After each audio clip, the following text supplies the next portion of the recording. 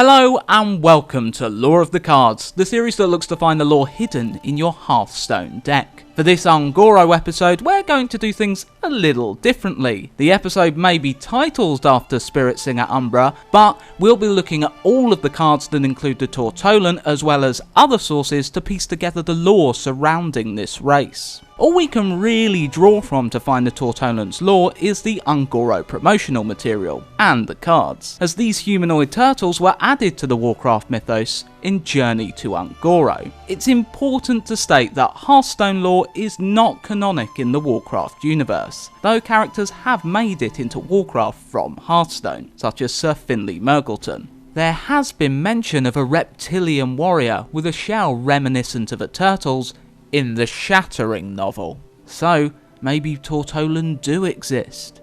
Probably not. The Journey to Ungoro trailer sets the scene for the story behind the expansion. Elise Starseeker is leading an expedition into Ungoro Crater, a zone that has existed in World of Warcraft since its inception. The crater is a natural oddity, a lush jungle sandwiched between deserts designed by Freya, a Titan Forged, as her kind shaped the world of Azeroth. The planet was ravaged after a brutal war between the forces of the Old Gods and the Titan Forged. Ungoro was designed as a land of experimentation for the Titan Forged and their masters, the Titans. A cradle of life, where they observe what formed within with fascination. They would also test the limits of the creatures that spawned in the crater, how high they could fly, how they communicated, and even how strong they were. But Ungoro was not the only enclave of life. Sholazar Basin and the Vale of Eternal Blossoms were also cultivated by Freya. These were not random locations, but areas in which the waters of the Well of Eternity had coalesced, a pool of mighty arcane energy that lay at the centre of Azeroth's then single landmass. The first and greatest creatures to emerge from these enclaves were the Wild Gods, mighty beasts born from the natural wonder of Azeroth, tied to the world as no other could be. Immortal, their spirits bound to the Emerald Dream, which depicted an Azeroth as if newly shaped by the Titans, untouched by other beings. Freya would come to see these creatures as her children, and perhaps the hardiest of them all was Tortolla. While the turtle demigod appeared slow and sluggish, he harboured great strength and resilience. As other anthropomorphic races have descended from the Wild Gods, Firbolg from Ursoc and Quilboar from Agamagan for example, it is presumed that the Tortollan are descendants of Tortolla. Given where the Tortollan are now located, this also suggests that Ungoro may have been Tortolla's birthplace. Elise is leading a group of junior explorers to Ungoro, who are kinda like the Scouts, affiliated with the Explorers League, to which Elise is a high-ranking member. Unsurprisingly, the League dedicates itself to exploration, finding out about Azeroth's origins, and displays a number of fossils and artifacts within their main base in the city of Ironforge. But it was not just the Scouts Elise led upon the expedition. Adults were also present, one of which was the human explorer George Herbert Doyle IV. Definitely a Warcraft character, not an actor from Community, and definitely a seasoned pro, not his first actual expedition. Doyle had been excited about this expedition for some time. Prior to his journey to the crater, he took time to painstakingly plan a route through it that would visit several promising locations to observe the wildlife. Doyle also made notes on what he wanted to observe while in Ungoro. Some dinosaurs of the crater had gained the uncanny ability to attune to the elements, and Doyle wanted to try and find the cause of this versatile adaptation. He also noted the large concentration of elemental spirits in the crater and wished to capture them on film, possibly discovering some forms never seen before. Another note was a rumour Doyle had heard of an entirely new, undiscovered primitive race that called Ungoro their home. If he was able to bring back any proof of their existence, Doyle would rank among the most decorated explorers in all of Azeroth. The image Doyle had sketched was clearly that of a Tortollan, perhaps able to sketch what the new race may look like from circumstantial evidence. But these were not Doyle's main reason for exploring Ungoro. He wished to discover Galvadon, the last of the Kaleidosaur, named for the multifaceted patterns and colours that appear when light hit the crystals that made up part of the dinosaur's body, images similar to that of a kaleidoscope. Doyle was certain Galvadon existed, as any who had gone searching for the massive reptile had vanished without a trace.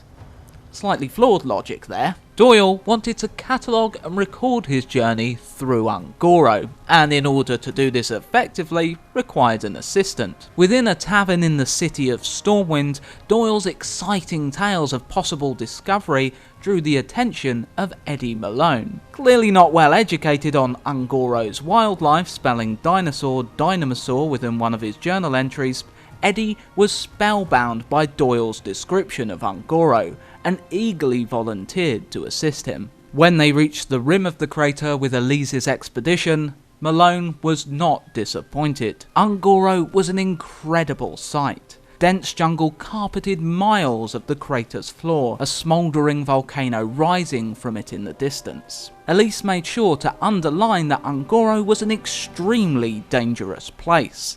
It seemed to Malone that, well, pretty much anything in there could kill him. The party found shelter under Starseeker's advice as the sky looked threatening, but too eager to explore, Doyle took Malone out from shelter to try and capture a few shots of the crater. During filming, disaster struck, a huge storm rolling over the expedition's location. Doyle and Eddie rushed back into their tent, but the extreme weather managed to sweep them away. They were now alone, their equipment and lodgings ruined, but the camera had survived. Without Elise's expertise, the two men found themselves out of their depth, Doyle almost immediately finding his face peppered with poisonous plant darts. Things didn't get much better after he recovered, though they were both still optimistic. Malone wanted to reconvene with Starseeker's party, but all of their navigational equipment wasn't working, including Malone's compass that just kept spinning and spinning, though he did admit he didn't know how to use it anyway. As they made their way through the jungle, it became clear the pair would have to fight for survival. Even the plants of Un'Goro were dangerous, Malone describing them in his journal as big, colourful, bitey, and a thoughtful gift for enemies. Not all were held in place by their roots either, and the two found themselves running from a razor petal, the plant hurling razor-sharp petals at them as they tried to escape. Things didn't get much better after escaping the deadly plant, Doyle and Malone finding themselves the captives of a group of Salrock. Trying to be nice to the natives, advice Elise had given them, Malone offered his compass as a present. The Salrock accepted the gift, but bound the two and ate through their rations. Finally, luck was on Malone and Doyle's side. Before they could find out what the Salrock had planned, they were rescued by the Tortollan. The Salrock are a known entity within the Warcraft universe, so it gives us some indication as to the strength of the Tortollan. The lizard men originally came into existence in Pandaria, the Mogu creating them to act as enforcers to keep the other races of Pandaria in line under the Mogu's oppressive regime. The first instance of a Salrock appearing in Un'Goro was with the quite recently added Un'Goro Madness event, Akaradal. I would guess this was to link the Salrock to Un'Goro for the upcoming Hearthstone expansion. It was originally planned that the Salrock would not be a part of the Journey to Un'Goro expansion, humanoid alligators and crocodiles being pitched. These would have been created by the Tol'vir, Titanforged like the Mogu. As Un'Goro was filled with dinosaurs, the idea was that the Tol'vir's enforcers would need to be physically stronger than the Salrock to tussle with the beasts of Un'Goro. Eventually though, the Hearthstone team decided to just stick with the Salrock, as they were already altering quite a lot in Un'Goro from the WoW version. Sure, adding Salrock is away from that, but an entirely new race would have been even further from the established lore. Game designer Dean Ayala backed up the Hearthstone team's choice of Salrock, stating, "Salrock were created by the Mogu, who were created by the Titans. With Un'Goro being such a Titan-influenced location, it's not so unrealistic that similar beings were created there. Either way, whether crocodile men or lizards, the Salrock was specifically designed to dominate other creatures. This tells us that the Tortollan may be pretty strong fighters, perhaps inheriting some of their ancestor Tortolla's mighty resilience, or perhaps they fight smart, making sure to outnumber the Sauroch. Though I think option 2 is a little less likely, as some Tortollan aren't particularly clever. Some concept art depicting a soldier of the race wielding a fish as a weapon.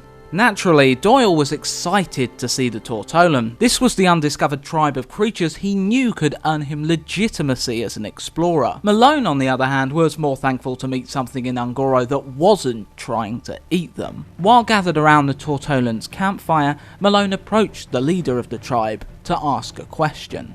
Spiritsinger Umbra. Eddie asked the Tortollan female if her tribe would be able to help Doyle and himself meet back up with the expedition they had been separated from. It would seem that despite the Tortollan being isolated from the outside world, Umbra understood what Eddie said. Smiling at the cameraman, all she said was, "The greatest virtue is patience." The Tortollan led the companions up a hill and introduced them to a group of kindly Murlocs. The Murlocs welcomed them with open arms and the Tortollan departed. Doyle and Malone were treated to a party in the Murlocs' home, which was upon the back of a giant megasaur that was led around by the friendly Titanic Murloc, Mrrgglton. After a couple of days with the Murlocs, Umbra appeared again. Shouting something unintelligible to Mrrgglton, she pointed in the direction of the crater's volcano, Fireplume Ridge. Clearly acknowledging whatever Umbra had said, Mrrgglton began to lead the village in the direction of the volcano. Ending up at the Galaka Hot Springs, which Hearthstone states is at the base of the volcano, though in WoW they are further from the volcano but heated by it, the two explorers once again met with Umbra. She took the two of them to one side and told them to climb the Fire Mountain to seek the truth. While not clear what would be found at the top of the volcano, Doyle and Malone took Umbra's advice. After all, the Tortollan and the Murlocs had been the only natives of Un'Goro to show any kindness toward them. Doyle and Eddie climbed the volcano, observing the rich variety of elementals as they ascended. Upon reaching the peak of the volcano, Malone was a little sad not to find Starseeker's party, which is why he suspected Umbra had shown them here. The two couldn't even see the walls of the crater from where they were, just miles upon miles of thick jungle. They suspected this may be what Umbra wanted to show them, but didn't know why. Doyle was able to annoy the elementals at the exact time the volcano also erupted. The two were luckily saved when a pterodax swooped down to rescue them from the enraged elementals and the running lava. Upon escaping the pterodax's nest, the two explorers would finally discover what they had come to the crater for in the first place: the last Kaleidosaur, Galvadon.